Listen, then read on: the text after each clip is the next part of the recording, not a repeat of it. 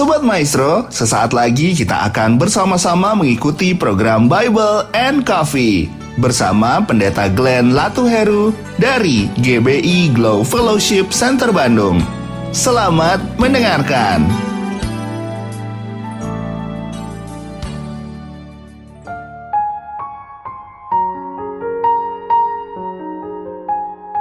Shalom saudara yang dikasih dalam Tuhan, puji Tuhan. Hari ini kembali lagi saya menyapa setiap umat Tuhan dimanapun Bapak Ibu Saudara berada melalui program Bible and Coffee. Saudara yang dikasih dalam Tuhan, melalui program ini saya kembali mengajak setiap kita umat Tuhan untuk merenungkan firman Tuhan, karena saya percaya bahwa hari-hari ini bukanlah hari-hari yang mudah untuk kita jalani, karena Alkitab jelas mencatat dunia di mana kita hidup adalah dunia yang sudah jatuh ke tangan si jahat. Dan Alkitab juga mencatat bahwa di hari-hari terakhir akan datang masa yang sukar. Saudara yang dikasih dalam Tuhan, kita yang tinggal di dunia ini perlu kuat, wajib kuat, yaitu dengan cara tetap terus tertanam dalam kebenaran firman Tuhan. Karena Alkitab jelas mencatat orang yang tertanam dalam firman Tuhan, dia akan tumbuh subur di tengah-tengah masa-masa yang sukar. Dimanapun saudara berada, saya mengajak setiap kita untuk merenungkan firman Tuhan. Kita berdoa, kita datang kepada Tuhan.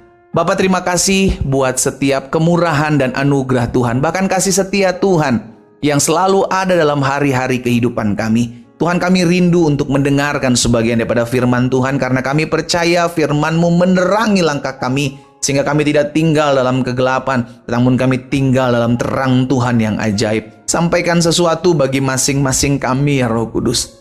Kami mau buka hati kami untuk firman-Mu. Berbicara bagi setiap kami. Di dalam nama Tuhan Yesus Kristus kami berdoa. Haleluya.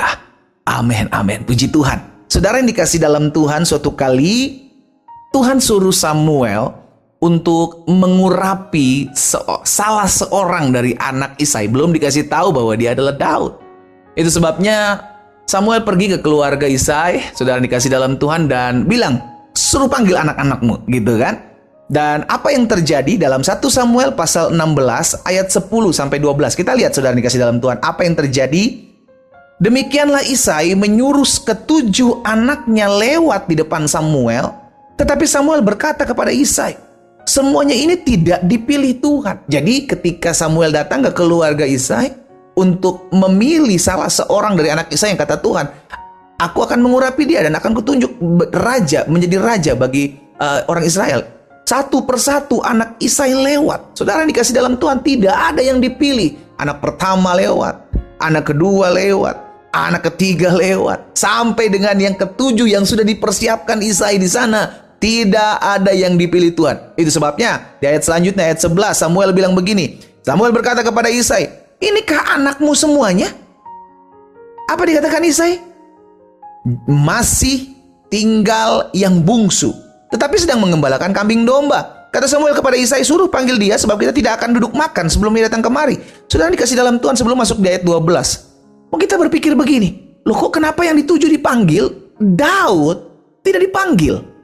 Saudara dikasih dalam Tuhan, karena menurut Isai, itu sebabnya kenapa Daud nggak dipanggil? Mungkin memang Alkitab tidak mencatat. Mungkin menurut Isai, ya udahlah, Daud mah kecil, imut-imut, nggak mungkin dia ada di medan perang. Sedangkan seorang raja minimal harus bisa berperang, memiliki latar belakang dari seorang prajurit.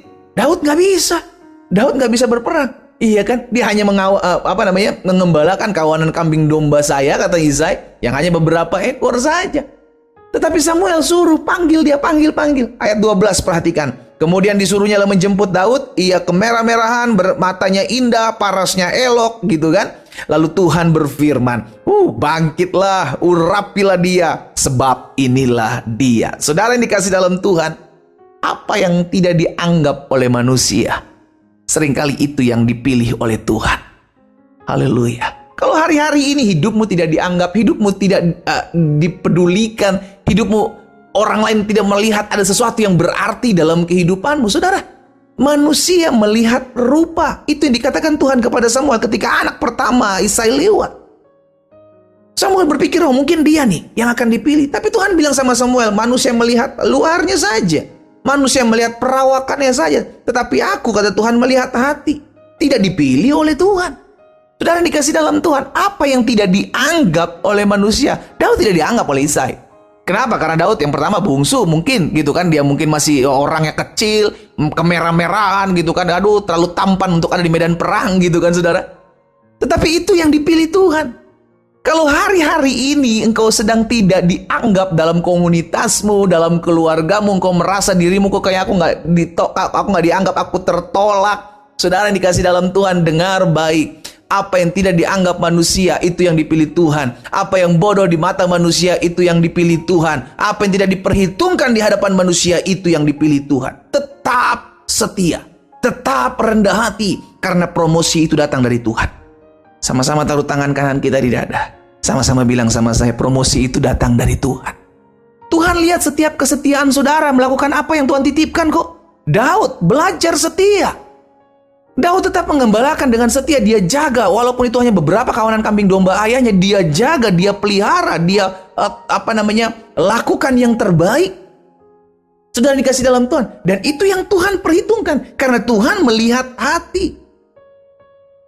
Ini yang seringkali membuat kita akhirnya jauh dari Tuhan. Karena kita berpikir, kok anak-anak Tuhan kok begini ya, tidak mempedulikan saya, tidak menganggap saya dianggap angin lalu, saya nggak diperhitungkan. It's okay. Kalau hari-hari ini kau tidak diperhitungkan, gak kenapa-napa kok. Dunia tidak menjadi runtuh, saudara yang dikasih dalam Tuhan, ketika hidupmu tidak dianggap oleh orang-orang sekelilingmu. It's okay. Ada amin? Ya. Itu sebabnya saya mau mengajak setiap kita. Mungkin kau adalah orang-orang yang tertolak. Mungkin kau adalah orang-orang yang tidak dianggap. Mungkin kau adalah orang-orang yang tidak diperhitungkan. Di keluargamu, di komunitasmu, di kantormu, bahkan mungkin di gereja. Engkau tidak dianggap. Tapi hari ini izinkan saya menyampaikan hal ini. Tuhan lihat setiap hatimu.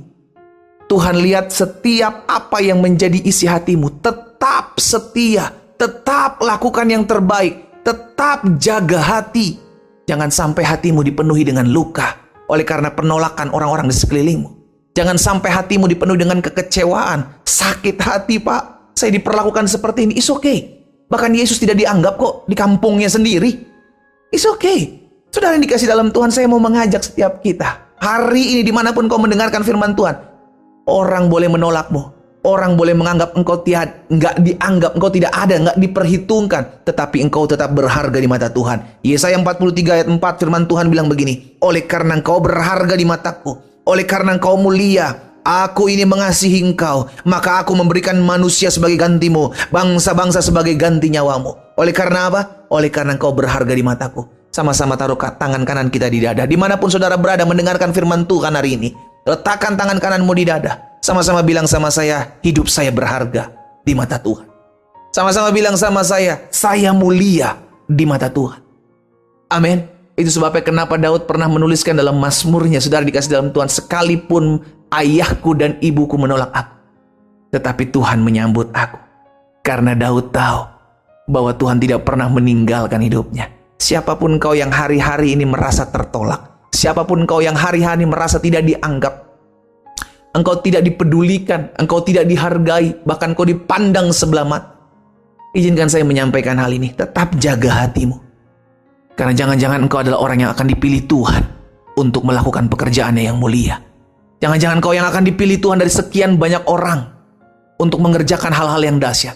Ketika kita menjaga hati, ketika kita tetap setia melakukan apa yang mungkin tidak dianggap oleh manusia, tetapi itu diperhitungkan oleh Tuhan, maka Tuhan memilih kita. Karena yang dilihat Tuhan adalah sikap hati kita yang tetap terus setia, yang tetap terus menjaga hidup kita agar selalu berkenan di hadapan Tuhan. Saya mau berdoa buat saudara. Dimanapun kau berada, mungkin kau sedang dikecewakan karena kau tidak dianggap, engkau dihianati, karena engkau tidak dianggap, engkau disakiti, karena engkau merasa ditolak oleh orang-orang di sekelilingmu. Hari ini, jika itu adalah dirimu, dimanapun kau berada, letakkan tangan kananmu di dada. Bapa, dalam nama Yesus hamba berdoa buat setiap anak-anak Tuhan yang mendengarkan firman Tuhan hari ini. Mungkin hati mereka hari-hari sedang kecewa, sedang luka. Tapi hari ini mereka mendengarkan firman Tuhan. Mereka mau melepaskan pengampunan buat orang-orang yang pernah merugikan hidup mereka. Buat orang-orang yang pernah menolak hidup mereka. Mungkin itu orang tua mereka. Mungkin itu adik kakak mereka. Mungkin itu adalah anak-anak mereka. Hari ini Roh Kudus jamah dalam nama Yesus. Kami tahu kami berharga di mata Tuhan. Tuhan hamba menyerahkan setiap anak-anakmu dimanapun mereka berada. Mereka yang pernah merasakan tidak dianggap. oleh keluarganya, oleh lingkungannya, oleh orang-orang sekelilingnya. Mereka yang pernah merasakan penolakan oleh orang-orang yang ada di sekelilingnya, hari ini dalam nama Yesus hamba berdoa bagi mereka. Satu persatu Tuhan jamah, satu persatu Tuhan pulihkan. Kami akan dipakai Tuhan sebab kami berharga di mata Tuhan. Kami mulia di mata Tuhan. Kami dikasihi Tuhan Yesus. Karena itu Tuhan Yesus mati bagi kami, menyelamatkan hidup kami. Terima kasih Bapa yang baik. Berkat-Mu ada atas setiap umat-Mu. Di dalam nama Yesus Kristus Tuhan hamba berdoa. Haleluya. Amin.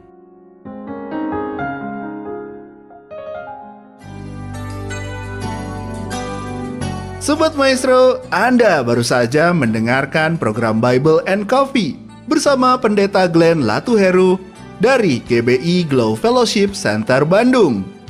Mari beribadah bersama di Ibadah Raya Minggu GBI Glow Fellowship Center Bandung dan Cimahi dengan Gembala Sidang Pendeta Glenn Latuheru. Pukul 8 bertempat di Yon Armet 4, Ruang Sri Kandi, Jalan Gatot Subroto nomor 51 Cimahi. Dan pukul 11 bertempat di Gedung Geraha Cahaya Mulia, Jalan Terusan Pasir Koja nomor 365 Bandung. Terima kasih atas kebersamaan Anda. Tuhan Yesus memberkati.